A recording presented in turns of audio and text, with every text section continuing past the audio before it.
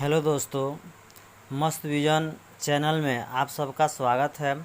आज हम लोग इस वीडियो में भाषा क्या है, भाषा की परिभाषा क्या होती है, भाषा का उद्देश्य क्या होता है, भाषा के प्रकार या भाषा के कितने रूप होते हैं और बोली किसे कहते हैं, बोली की क्या क्या विशेषताएं होती है, ये सब हम लोग इस वीडियो में पढ़ेंगे।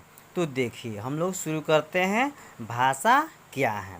तो देखिए दोस्तों, मनुष्य एक सामाजिक प्राणी है। यह समाज में रहता है और अपने विचारों को व्यक्त करने के लिए एक माध्यम चुनता है। वह माध्यम क्या होता है? भाषा कहला। वो माध्यम क्या होता है? भाषा होता है। अब हम लोग जानेंगे कि भाषा की परिभाषा हो जाएगी, मनुष्य अपनी भावनाओं को जिस माध्यम से व्यक्त करता है उसे भाषा कहते हैं। अब हम लोग जानेंगे भाषा का उद्देश्य। तो देखिए दोस्तों, भाषा का उद्देश्य होता है संप्रेषण या विचारों का आदान प्रदान करना। इसके बाद हम लोग जानेंगे भाषा के प्रकार। तो देखिए दोस्तों, भाषा 3 प्रकार के होते हैं। भाषा कितने प्रकार के होते हैं? 3 प्रकार के होते हैं। पहला क्या होता है? मौखिक भाषा। दूसरा क्या होता है? लिखित भाषा। तीसरा क्या होता है? सांकेतिक भाषा। अब हम लोग बारी बारी से तीनों के बारे में जानकारी प्राप्त करेंगे।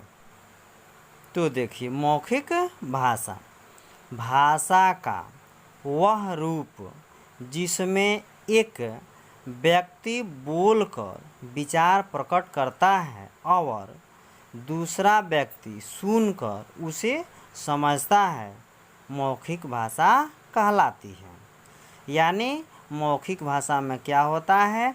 मुख द्वारा बोल करके और अपने विचारों को व्यक्त किया जाता है। जैसे में हम लोग देखेंगे टेलीफोन, दूरदर्शन, भाषण, वार्तालाप, नाटक आदि। इसके बाद हम लोग जानेंगे लिखित भाषा।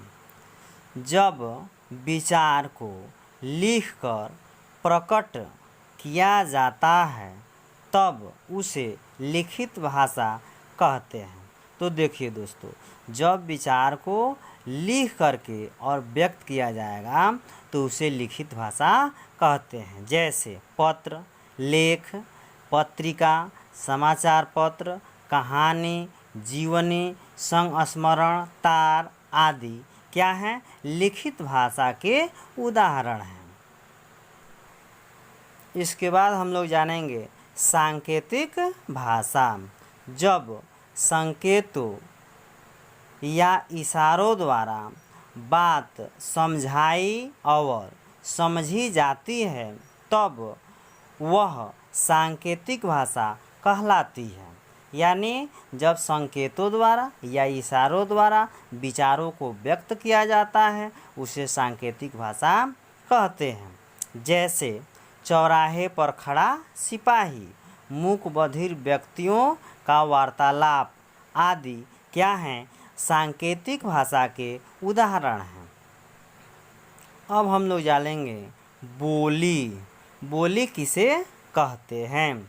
तो देखिए दोस्तों, घरेलू बोलचाल की भाषा को बोली कहते हैं या किसी सीमित भूभाग या क्षेत्र में बोली जाने वाली भाषा को बोली कहते हैं। इसके बाद हम लोग जानेंगे बोली की विशेषताएं। तो देखिए दोस्तों, बोली की विशेषताएं निम्न हैं। क्या है? बोली का अपना व्याकरण नहीं होता है, बोली बिना व्याकरण का होता है। आप किसी भी तरह से उसका प्रयोग कर सकते हैं। 2 नंबर में हम लोग जानेंगे इसमें साहित्य की रचना नहीं की जाती है। यानी बोली में साहित्य की रचना नहीं की जाती है। साहित्य की रचना किस में की जाती है? तो भाषा में। इसके बाद हम लोग जानेंगे 3 नंबर में 20-25 कोश पर बोली का रूप बदल जाता है। 4 नंबर में विशेषता जानेंगे कि बोली का क्षेत्र सीमित होता है, यानी सीमित क्षेत्रों में बोली का प्रयोग किया जाता है।